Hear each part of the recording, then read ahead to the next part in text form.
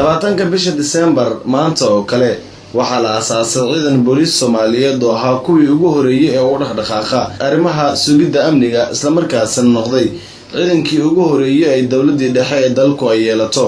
maanta magaalada Jowhar waxaa lagu xusay munaasabadda 73 guuridii ka soo wareegatay maalintii la aasaasay ciidanka booliiska Soomaaliyeed waxaana ka qayb galay mas'uuliyiin kala duwan, saraakiil ciidan iyo qaybaha kala duwan ee laamaha amniga kuwaasi oo ugu hambalyeynayay xaasaska iyo carruurta ay dhaleen ciidanka booliiska Soomaaliyeed. ciidanku ayaa waxa ay soo bandhigeen gaadiyaar taasi oo ay ku muujinayeen quwadooda ciidan. waxa ugu horeen madasha ka hadlay taliyaha ciidanka booliiska degmada Jowhar Maxamed Siyaad iyo waliba taliyaha ciidanka booliiska qaybta gobolka Shabeellada Dhexe Khaliif Cabdulla Carfaaye. sidoo kale ciidanka booliiska Soomaaliyeed waxaan hambaleynayaa dhammaan ciidamada booliiska Soomaaliyeed, taliyaha ciidanka booliiska, ku-xigeenadiisa, sareeyaasha, dhammaan saraakiisha, saraakiil xigeenada, alifleyda iyo dibleyda iyo xaasaskooda.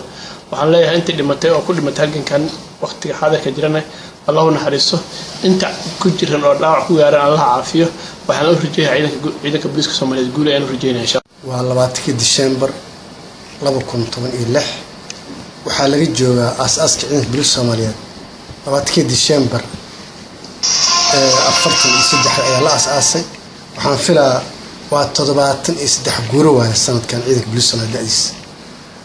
intaas maxaa ciidanka booliiska Soomaaliyeed isbedelkiisa qor isu dhiib shaqada ay qor isu dhiib ah. annagana qoryan noo soo dhiib, annagana qoryan dhibi doonaa haddii Ilaahay yiraahdo wareejin doonaa waa qor isu dhiib shaqada. runtii waxaan leeyahay maanta meel kasta jooga ciidanka booliiska Soomaaliyeed carruurtooda iyo xaasaskooda saraakiisha waxaan leeyahay hambalyo. waa taariikh guurta ah oo ciidanka booliiska inta Soomaaliyeed soo jiray.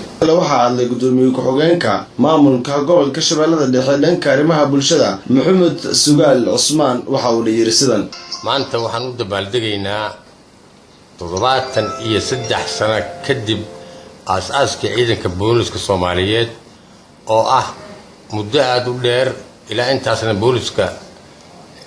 ciidanka booliiska Soomaaliyeed ay qaran ku shaqeynayeen. waxaan u hambaleynayaa saraakiil xigeenka, dableyda iyo dhammaan qaybaha booliiska in ay sanadkiisa kale ku gaaraan barwaaqo iyo bashbash. ugu dambeyn khudbadaha mas'uuliyiinta waxaa soo gabagabeeyay Cabdi Xuseen Geedi oo ah gudoomiye ku-xigeenka koowaad ee baarlamaanka dowlad goboleedka Hirshabelle isla markaasina ah kusimaha madaxweynaha dowlad goboleedka Hirshabelle. waxay soo qabteen booliiska Soomaaliyeed ummadda Soomaaliyeed oo ku dhex jira waxyaabaha dhacaya oo dhibaatooyinka ka dhex dhacaya ama dadka isqabqabsanaya ama dadka dambiilayaasha ah ayay arrintooda la socdaan, soona qabtaan, dacwada ku ogaan, kiiska siduu yahay cadaaladda ay halkaas ka sameeyaan, markaas ay xeelali u gudbiyaan, sidaas maxkamad loogu gudbiyaa. marka waxaan leeyahay ummadda waxay u hayaan wax la soo koobi kara ma 73 guurida ka soo wareegatay maalintii la aasaasay ciidanka booliiska Soomaaliyeed ayaa maanta ahayd mid si diiran loogu xusay magaalada Jowhar, iyadoo ay ka duwan tahay xusaskii hore ee loo soo sameeyay aasaaska ciidanka booliiska Soomaaliyeed.